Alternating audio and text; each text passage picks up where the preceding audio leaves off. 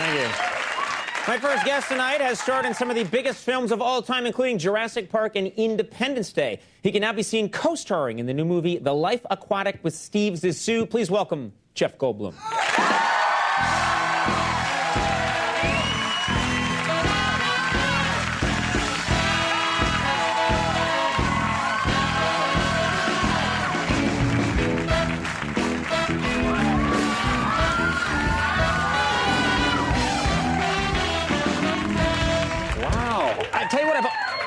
I have always wanted, my whole life, I've wanted to have the guest come out. We almost did it there, and we start dancing, and then we dance for the entire hour. There's no interview, there's no jokes. It's just a freak out. Sweet. Wouldn't that be great? Let's go. That would be some bad television. Welcome to the show. Thank you so much. It's my favorite place on earth to be. That's crazy. That's insane. It's true. Have you ever been to a 4-star restaurant? This is the best place on earth. Thank you. That's nice. This is the best time I've ever had in my life. This is incredible. This is amazing. Especially in this enchanted time of year. Isn't this? Oh, yeah. Look at these ornaments, aren't they? I mean, on TV they may not look like much, but in person you can tell that they're spun gold. Spun gold. Spectacular. Gorgeous, and you're always in such a good mood. Now, talk about your personal life, your ethnicity, or your life, your religious beliefs. You are Jewish. You were raised in a Jewish family, so I'm guessing... Very nice. Very nice. My people. But so I'm guessing no Christmas tree for you as a child. No, you'd guess wrong. You'd guess wrong there.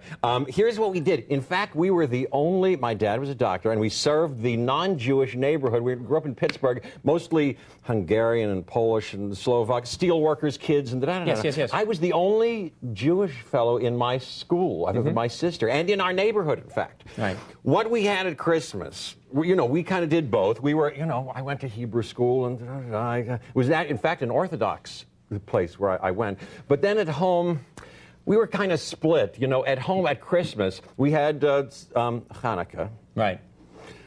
But then we mostly had Christmas, but in the basement.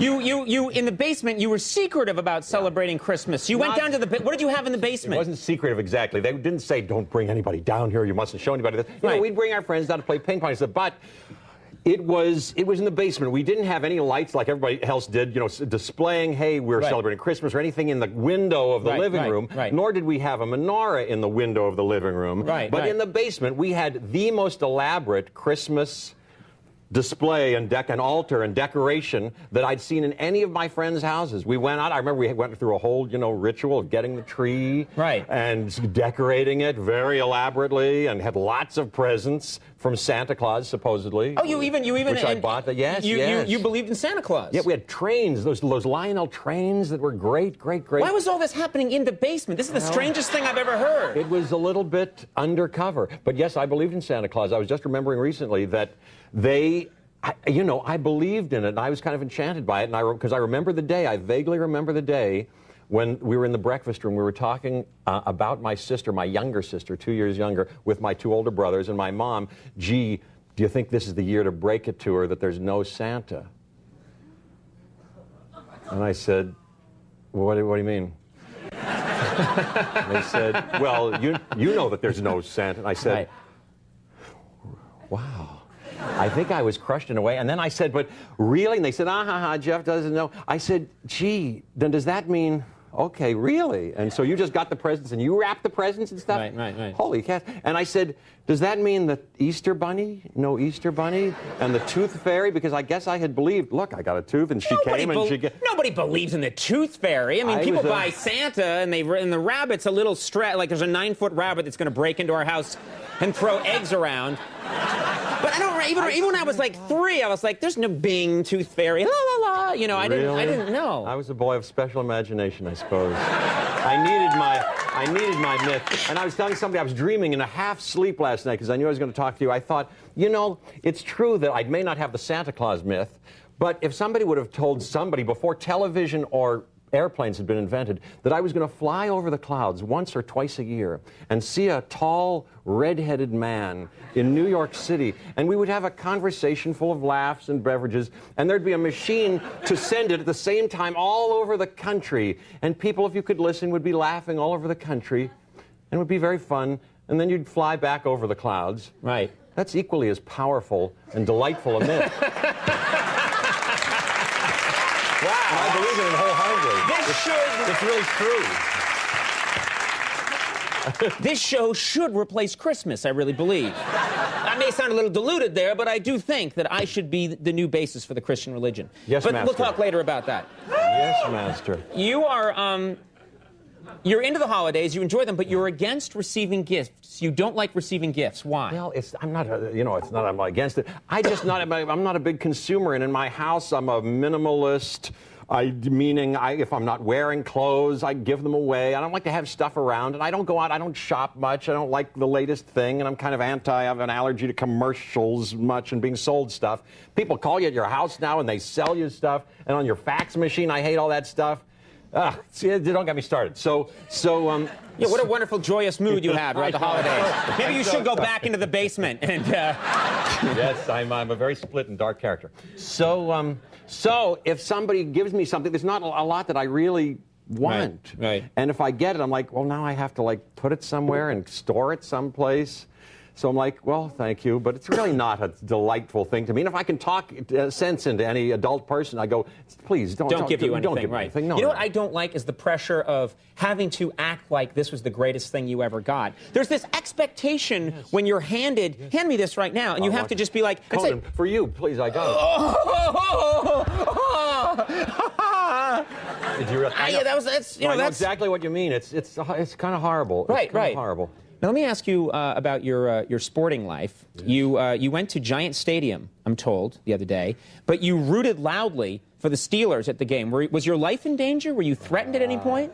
You're a big Steelers fan, but I'm a big Steelers fan. I'm from Pittsburgh, so I went to Giant Stadium and saw them beat the Giants. But I haven't been to a regular season game ever we used to go to the season tickets for the Steelers. I used to go when I was a kid. And then I have gone to a couple of Super Bowls, which is kind of like a ridiculous kind of event and kind of a wild American extravaganza and stuff. But I've never been to a regular season event, and never since I was a kid, and never as a visiting fan. Right. So I didn't know what to expect. I didn't research it. I didn't ask anybody. But I thought, is this going to be... there's fighting about. There's, how visible should I be? And then I was a little ashamed as I saw hordes of people with Steeler, shirts and stuff going in because I was wearing nothing. Right. You were naked. No, I wasn't naked, but I was warm, but I wasn't wearing anything. But then as the game went on, I realized what could take place. I was very happy, very excited. It was like a great party. I had a great time, and bonding with my Steeler cohorts, even reaching over some Giant fans and going, "Yeah, man, look what we did." But I was also. You're going, "Yeah, man, look what we did." Yeah. Yes. And the Giants fan were going, "Yeah, thank you, congratulations." Right. But I was also making sure that I bonded with many of the Giant fans too, and going because they recognized me too, and I was making pals all around. I was going, "Oh, good play when they did something, and good for you." I was good. Isn't it possible, Jeff, that could come across as sarcasm? Good play. I didn't do it like that. Oh, really good. And then you get pounded. That's what's going to happen. It wound up okay. We have a clip here. We should mention Life Aquatic with Steve Zissou. This is a movie that you've done. Bill Murray, Wes Anderson film, and people love Wes Anderson's work. And you are the rival to Bill Murray in this movie. Well, in a way, you saw it. So thank you so much for doing that. I'll bet it's up your alley. I'll bet it's a delightful. It's one of my favorite movies. I think he's a genius. Well, he's one of my favorite filmmakers, and in this movie, I guess it's fair to say that Bill Murray is kind of like an undersea explorer, but you're his rich, sort of more successful rival. He sees me as a rival. He's not. It's competition to me. I'm the best in the business, and I'm doing great. And he's down on his luck these days, so he's a little, threatened by me and kind of can be prickly and nasty around me a little bit. And I'm kind of. you know, a little condescending. Amused a little bit. Yeah. But finally, because we've had a long relationship, I used to be married to his wife, Angelica Houston, wonderful character, and she and I are still soulmates and very close, and they're kind of on the outs. And Right. So he's kind of, you know, we have a big history. But as you know, in the movie, we have this moment of forgiveness and spiritual epiphany with a big fish at the end, and it's the spirit of Christmas if there ever was one. I don't know if I'd say that, but there is, yes, a nice coming together at the end. Yeah. Let's take a look at this clip from The Life Aquatic with Steve Zissou. Your engine blew up and all your fuel's been stolen, is that correct? Uh-huh. I can tow you as far as Port-au-Patois. I'll need your signature on that invoice first that accounts for the expenses of the rescue operation as well as my time and that of my crew. This is more than the budget of my whole project. It's an estimate. I have to run this by my bond company, Stooge. He's been kidnapped. But it's true. I have to rescue him first. Sign it now or I'm leaving you out here. That was, I love how nonplussed you are by it all. I know, I'm very... largesse. I just watched, I was on cable right now, Igby Goes Down. And I have to say, every time I watch a movie you're in, the eye goes to Goldblum. I always, whenever you're on camera, the eye goes to Goldblum. The eye goes to Goldblum. I like stopping the show cold and just saying the eye goes to Goldblum.